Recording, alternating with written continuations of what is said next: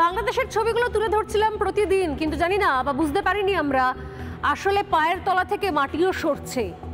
কেউ বা কারা কারা এই দেশে থেকে দেশের খেয়ে পড়ে প্রতি মুহূর্তে সংবিধান বিরোধী কথা বলে আসছে। এদেশে থেকে খেয়ে পড়ে প্রতি মুহূর্তে দেশটাকে পাকিস্তান, আফগানিস্তান বা কোনো আরব কান্ট্রি বা বাংলাদেশ বানানোর দিবা স্বপ্ন দেখছে, তা আবার শাসক দলের টিকিটে, শাসক দলের পতাকা নিয়ে। ভাবলে জানলে অবাক লাগে। কাদের সঙ্গে তুলনা করা হচ্ছে? বাংলাদেশের সঙ্গে। কোন জায়গা থেকে ভারতের সঙ্গে বাংলাদেশ তুলনা হয় কি? হয়। আসলে এই সমস্ত কিছু উগ্রপন্থী, উগ্রবাদী এবং মৌলবাদী, উগ্র মৌলবাদীদের স্বপ্নে, দিবা স্বপ্নে হয়তো দুটো দেশকে এক করা যায়। এবং তারা স্বপ্ন দেখে কিভাবে ভারতেও ইসলামিক আগ্রাসনকে এগিয়ে নিয়ে যাওয়া যাবে। তারা দাওয়াই দেয় কি করে সংখ্যা লঘু থেকে সংখ্যা গুরু হয়ে ওঠা যায়। ভাবলেও অবাক লাগে।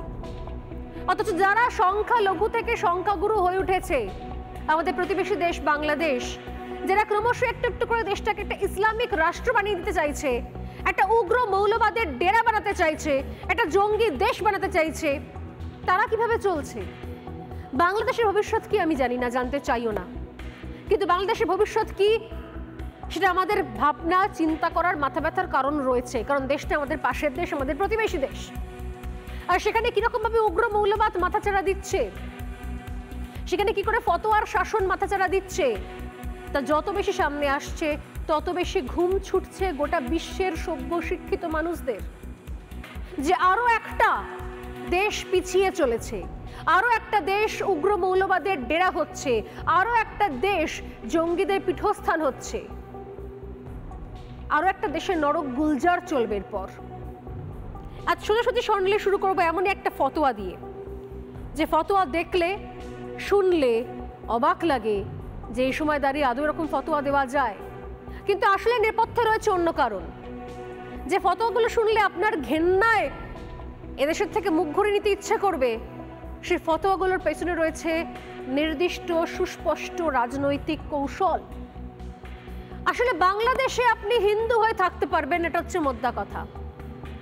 বাংলাদেশে থাকতে গেলে আপনাকে মুসলিম হয়েই থাকতে হবে, কারণ বাংলাদেশে থাকতে গেলে আপনাকে পর্দা করতে হবে, অর্থাৎ বোরখায় মুখ ঢেকে নিতে হবে। বোরখা ছাড়া বাইরে বেরোনো যাবে না। এরপর হয়তো বাংলাদেশে শাড়ি পরে ঘোরা বেড়ানো যাবে না। বাংলাদেশে থাকতে গেলে গরুর মাংস খেতেই হবে, বাধ্যতামূলক।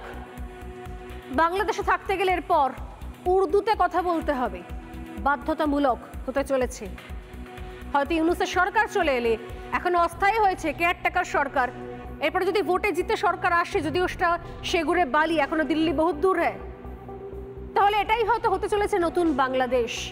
তার একটা ঝলক দিয়ে শুরু করা যাক আজ, সোজাসুজি যা ঘটছে, যা ঘটে চলেছে। ইতিমধ্যেই বিখ্যাত লেখিকা এই ছবি নিয়ে পোস্টও করেছেন। দেখাবো শুরুতেই বাংলাদেশের নতুন নয়া নির্দেশিকা, ফরমান বা ফতোয়া। দেখুন।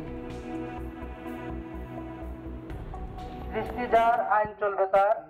আমরা যেহেতু সবাই মুসলিম পরিবারের সন্তান, এই জন্য মুসলমান হিসাবে আমরা এই দেশে কত মানুষের শাসন দেখেছি, কেউই আমাদেরকে শান্তি দিতে পারে নাই।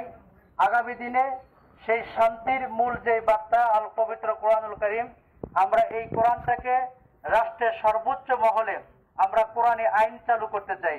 ওয়ার্ড থেকে শুরু করে পার্লামেন্টের সদস্য পর্যন্ত জামাত ইসলামী 1941 সাল থেকে আজকের এই সময় পর্যন্ত আমাদের চেষ্টা চলমান আছে। এই জন্য আপনাদের কাছে উদাত্ত আহ্বান যে আসুন আগামী দিনে কোরআন বিজয়ের জন্য, কোরআনী রাজ কায়েম করার জন্য পুরুষরা পুরুষের জায়গা থেকে আর পর্দার আড়ালের অবস্থান থেকে আমরা সবাই সবার জায়গা থেকে যদি কথা বলি, তাহলে ইনশাআল্লাহ বাংলাদেশের এই জনপদ আগামী দিনে কোরআনের জনপদ হবে।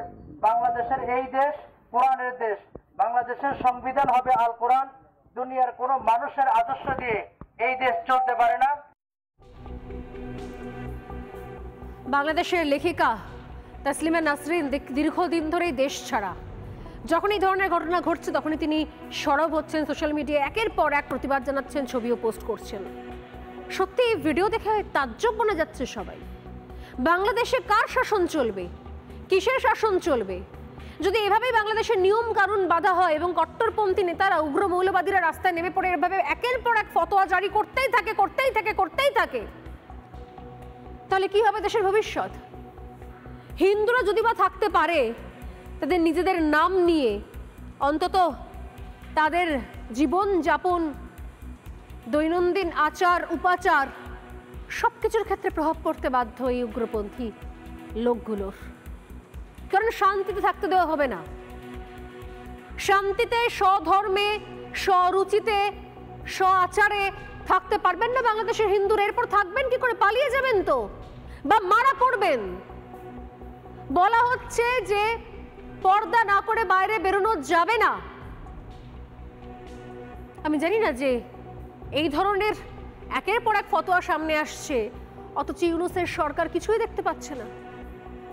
আমাদের এপারে পশ্চিমবঙ্গের প্রগতিশীল, সকল্ড প্রগতিশীল, যদিও ফাঁপা, ভুয়ো প্রগতিশীলরা, ভুয়ো মুক্তমনারা, জালি সেকুলাররা, ভণ্ড সেকুলাররা, তারা দেখতে পাচ্ছেন না এগুলো?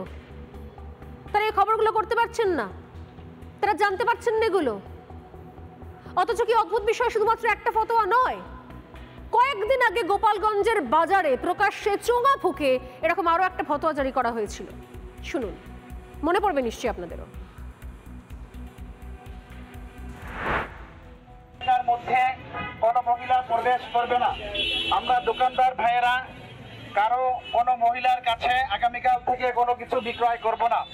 আমাদের দৃষ্টি আকর্ষণ করা যাচ্ছে, আগামীকাল থেকে প্রত্যেক দোকানের সামনে পর্দার ব্যবস্থা রাখতে হবে এবং সেই পর্দা প্রত্যেক নামাজের সময় ঝুলিয়ে দিতে হবে। অর্থাৎ প্রত্যেক নামাজের সময় বেচা কিনা বন্ধ থাকবে। দোকানদার ভাইদের দৃষ্টি আকর্ষণ করা যাচ্ছে, আগামীকাল থেকে এই মার্কেট এলাকায় কোনো মহিলা প্রবেশ করবে না। তাদের কাছে আমরা কোনো কিছু কেনাবেচা করব না। কি বুঝছেন? জায়গায় জায়গায় ধরনের ফতোয়া জারি রয়েছে, একের পর এক। যদি আপনি ভাবেন যে নতুন করে বাংলাদেশে এগুলো দেখছি আমরা, নতুন শাসনের আমলে, নতুন সরকার, নতুন অস্থায়ী শাসক, এই সময়তে রমরমিয়ে চলছে, আজ্ঞেন না।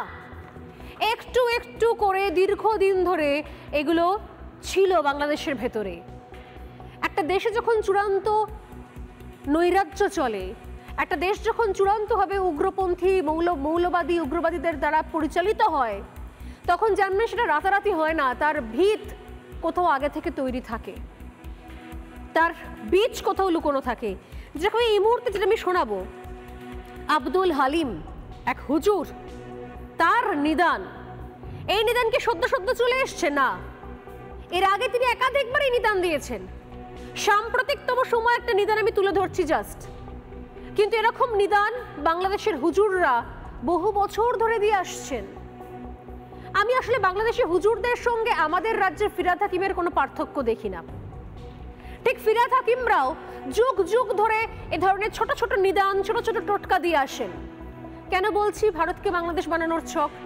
ঠিক যেভাবে বাংলাদেশকে পাকিস্তান বানানোর ছক ছিল এই আব্দুল হালিম সহ আরো কিছু কট্টর মৌলবাদীদের, ঠিক সেরকম ভারতকেও এরকম বাংলাদেশ বানানোর ছক রয়েছে এরকমই কিছু কট্টর মৌলবাদীদের, যারা এদেশে বসে প্রায় সময়তে এই ধরনের উস্কানিমূলক মন্তব্য করেন। তারা বলেন যে পশ্চিমবঙ্গে একদিন পশ্চিমবঙ্গ হবে, কলকাতা হবে একদিন মিনি পাকিস্তান। তারা বলেন যে এখানকার সংখ্যালঘুর একদিন হবে সংখ্যাগুরু। তারা বলেন যে দাওয়াতে ইসলাম দিয়ে সবাইকে আমন্ত্রণ করে নিয়ে আসতে হবে এবং ইসলামের মাহাত্ম্য বোঝাতে হবে। অথচ নির্বাচিত জনপ্রতিনিধি ভারতে রয়েছেন, ভারতে থাকছেন, ভারতেই রয়েছেন। এখানকার সংবিধান তাকে অধিকার দিয়েছে নির্বাচনে প্রতিদ্বন্দ্বিতা করার। সেই নির্বাচনে মানুষের ভোটে জিতে তিনি কথা বলছেন শুধুমাত্র সংখ্যালঘুদের জন্য এবং সংখ্যাগুরুদের সংখ্যালঘু বানানোর ছক কষছেন প্রকাশ্যে। ফিরহাদ হাকিমের সঙ্গে এই আব্দুল হালিমদের কোনো পার্থক্য আছে? আব্দুল হালিমরাও কিন্তু দীর্ঘদিন ধরে বাংলাদেশে ছিল, বাংলাদেশের বাতাসে বড় হয়েছে, খেয়েছে, পড়েছে। ব্যাকগ্রাউন্ড কি আমি জানি না, পারিবারিক ব্যাকগ্রাউন্ড আমি জানি না, কিন্তু এরা এই সময় দাঁড়িয়ে দাঁত নখগুলো বার করে দিয়েছে। নানা ধরনের কন্টেন্ট দেখার জন্য লাইক করুন, শেয়ার করুন আমাদের ফেসবুক পেজ, সাবস্ক্রাইব করুন আমাদের ইউটিউব চ্যানেল। পাশাপাশি অন্যান্য ব্রেকিং নিউজের জন্য অবশ্যই চোখ রাখুন রিপাবলিক বাংলায়।